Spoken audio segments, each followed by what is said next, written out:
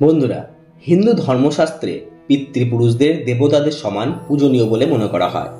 এই কারণে যেইভাবে আমরা ভগবানের আরাধনা করি সেইভাবেই আমাদের নিজেদের পিতার পুজো করা উচিত।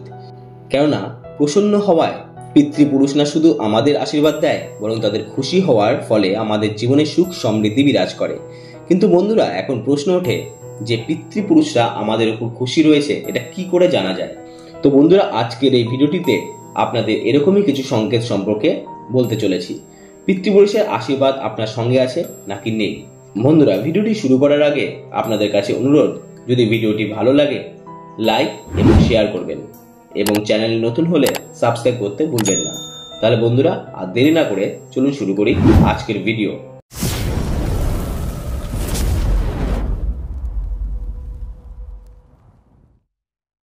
বন্ধুরা, একটা বিষয় ভালোভাবে জেনে রাখা উচিত যে পূর্বপুরুষরা কখনোই আমাদের সঙ্গে সোজাসুজি সম্পর্ক রাখতে পারে না।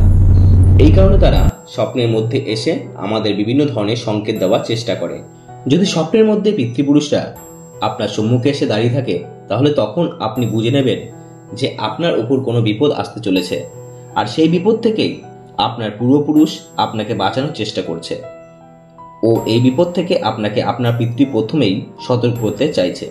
এছাড়াও যদি স্বপ্নের মধ্যে আপনি আপনার সঙ্গে কোনো ছায়া চলতে দেখেন, তাহলে কখনোই ঘাবড়ে যাবেন না।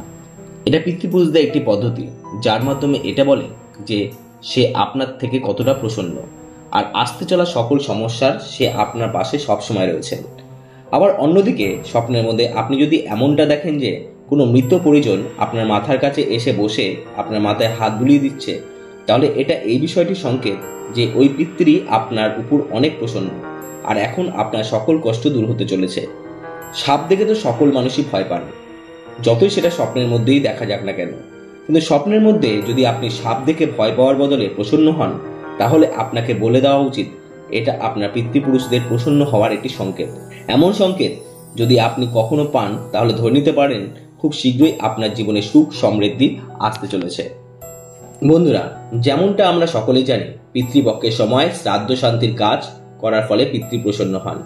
সেই সময় যদি আপনি কোনো কাকের উদ্দেশ্যে ভোজন রাখেন এবং কাক এসে সেটি গ্রহণ করে, তাহলে একে খুব শুভ বলে গণ্য করা হয়।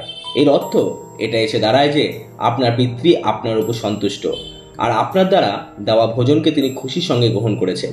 এছাড়াও যদি আপনি শ্রাদ্ধ শান্তির কাজ করতে থাকেন, আর সেই মুহূর্তে যদি কোনো কাক এসে আপনার কাঁধের উপর কিংবা ছাদে এসে বসে, তাহলে একেও পিতৃপক্ষের আশীর্বাদ মানা হয়। শুধু তাই নয়, এর অর্থ হলো খুব তাড়াতাড়ি আপনার মনস্কামনা পূর্ণ হবে।